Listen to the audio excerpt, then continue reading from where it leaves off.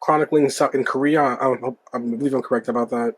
Uprising, political uprising that had a lot of sort of social implications in terms of the working people on the ground with oppressive government. I thought that the piece was incredibly well designed.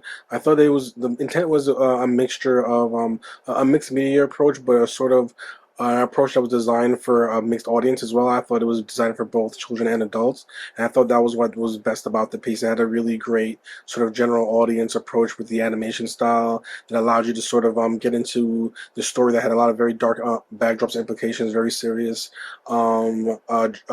drama built around the violence in response to the protests. And I thought that there was a really great sense of timing and cadence when building those scenes, and it created a very sort of like folklore approach to the a piece that I thought made it very accessible and made it very easy to follow and chronicle the story with even though there was such dark aspects to it. I thought it was able to sort of not shy away from those dynamics, but while also presenting them in a way that a child or a general audience could be able to follow and understand it and empathize with what's going on there. I thought that the music as well was a really great match, mood wise, from the opening towards later parts of the piece. I thought mixing the sort of the military and the black and white footage with the nature based animation footage was a very striking juxtaposition, and really maintained a great sense of style throughout the piece, even though it worked both on an educational level, not mainly as a entertainment level, but of a way to sort of highlight a very serious and dark time in the history of that country, and reflected in a way that I thought made it easy to understand for us, for an audience that didn't know anything about it. So I thought it was well done in that sense, and was really a credit to the production value, both in editing and music, that really allowed it to sort of take its own form storytelling wise without overwhelming you. You can see throughout history that we've had a chain of protesters, and we get to showcase this darker side of the spectrum. This dives into police brutality, a violent takeover from the government, an animated tale done in such a way that we can kind of talk about these heinous crimes in a more palatable form. This use of wood burning and linoleum animation is unique. I don't think I've seen anything like it before, but it's done in such a way for us to get enough visual of this history of what happened here in the 80s.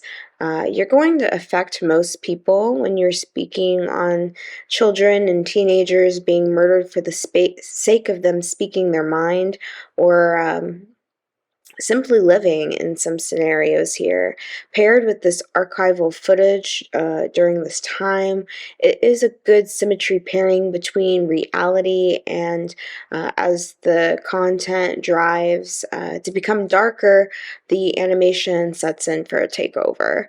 A great disposition of reflection of such necessary history for today's global political climate. The medium that you chose to animate this piece of having like a um wood cutouts almost, I think it was really interesting. I think it was really um visually interesting and stimulating, and I think it worked really well with this story since it is a little bit more historical and a little bit more sullen as it is about this, boy passing away. But I think you do a good job of using this medium to dignify this story. Whereas I think maybe if it were a more traditional style of animation, it would be a little bit weirder. Um, yeah, very, very beautiful, very concise story, great storytelling. Um, the tone is consistent throughout the entire piece. You had a really great grasp of what you were trying to do with this, and it came together to be a really, really beautiful piece. While the story is very heart wrenching, what makes it even more devastating is that it does come from a place of truth, um, especially as you see in the end, just the amount of children who have been killed in unnecessary and violent means. Um, it's a very harsh and brutal reality, but I think it's important that we talk about these kinds of things because when you pretend like they're not happening, that's how the real monsters in the world are able to get away with these kinds of things. Very original, very interesting, very beautiful to watch.